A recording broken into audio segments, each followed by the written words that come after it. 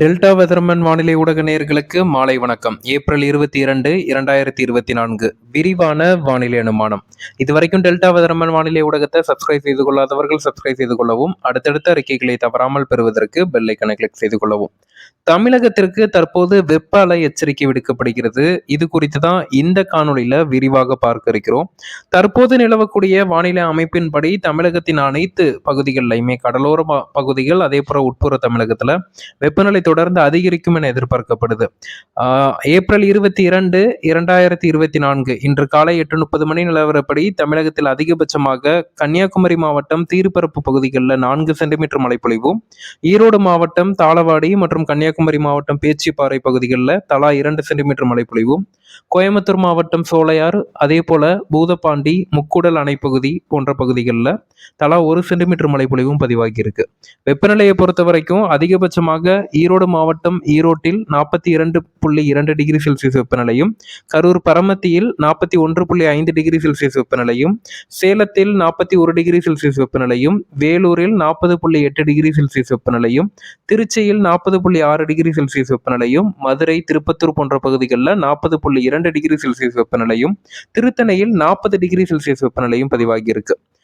தற்போதைய நிலையில அடுத்து வரக்கூடிய நாட்கள்ல பாத்தீங்கன்னா தமிழகத்தின் உட்புற மாவட்டத்தின் சமவெளி பகுதிகளில் வெப்பநிலை 36 டிகிரி முதல் 41 டிகிரி செல்சியஸ் வரைக்கும் பதிவாகும். கடலோர பகுதிகளில் 35 முதல் 39 டிகிரி செல்சியஸ் வரைக்கும் பதிவாகும். மலைப்பகுதிகளில் மேற்கு தொடர்ச்சி மலைப்பகுதிகளில் 25 முதல் 30 டிகிரி செல்சியஸ் வரைக்கும் அதிகபட்ச வெப்பநிலை பதிவாகும்.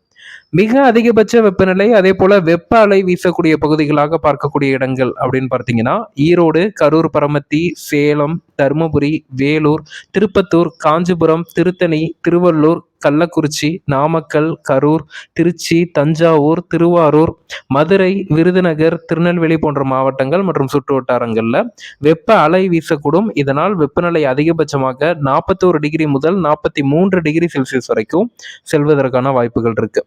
இந்த வெப்ப அலை இயல்புக்கு அதிகமான வெப்பநிலை அடுத்த 3 வாரங்களுக்கு தமிழகத்துல தொடரும் என எதிர்பார்க்கப்படுது. குறிப்பாக மே 15ஆம் தேதி வரைக்குமே தமிழகத்துல பகல் நேர வெப்பநிலை தொடர்ந்து அதிகரிக்கக்கூடும் என எதிர்பார்க்கப்படுது. கடலோர மாவட்டங்கள், உட்புற தமிழகம், மேற்கு மாவட்டங்கள் என ஒட்டுமொத்த தமிழகத்திலையுமே தற்போது வெப்பநிலை அதிகரித்து காணப்படுவதை பார்க்க முடியுது. இயல்பை விட 4 முதல் 5 டிகிரி செல்சியஸ் அளவிற்கு அதிகரித்து காணப்படுகிறது. இந்த வெப்பமான சூழல், வெப்ப அலை அடுத்த 3 வாரங்களுக்கு மே 15ஆம் தேதி வரைக்கும் நீடிக்கும். இதன் காரணமாக மே 15ஆம் தேதி வரைக்கும் அனைத்து பகுதிகளிலுமே தமிழகத்தின் கடலோர மாவட்டங்கள், மேற்கு மாவட்டங்கள், உட்புற மாவட்டங்கள் என அனைத்து பகுதிகளிலுமே முற்பகல் 11 மணி முதல் மாலை 4 மணி வரைக்கும் அவசியமின்றி வெளியில் செல்வது, தொலைதூர பயணங்கள் செல்வதை தவிர்த்து கொள்வது நல்லது. விவசாயிகள் வேளாண்மை பணிகளை முற்பகல் அல்லது மாலை நேரத்தில் மேற்கொள்வது நல்லது. பிற்பகல் நேரத்தில் நீங்க வேளாண்மை பணிகளை மேற்கொள்வதை தவிர்த்து கொள்வது மிகவும் நல்லது. அதே போல திறந்த வெளியில் வேலை பார்ப்பவர்கள் பிற்பகல் 12 மணி முதல் 3 மணி வரையிலான காலகட்டத்தில் தங்களது வேலைகளை ஒத்தி வைத்துக் கொள்வது மிகவும் அவசியம். கால்நடைகளுக்கு தேவையான நீரை கொடுப்பதை உறுதி செய்யுங்கள். அதே போல நிழலான பகுதிகளில் கால்நடைகள் இருப்பதையும் உறுதி செய்ய வேண்டும். ஐரோப்பியா, அமெரிக்கா, கனடா போன்ற நாடுகளில் இருந்து தமிழகம் திரும்புபவர்கள் மே 15ஆம் தேதி வரைக்கும் வீடுகளை விட்டு வெளியேற வேண்டாம் என கேட்டுக்கொள்ளப்படுகிறது.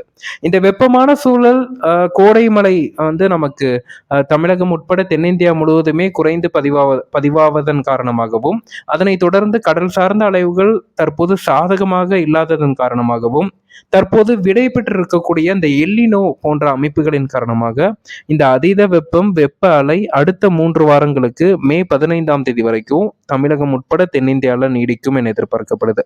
மே 15ஆம் தேதி முதல் படிப்படியாக கோடை மழை தமிழகம் உட்பட தென்னிந்தியாவில் படிப்படியாக அதிகரிக்கக்கூடும். நன்றி.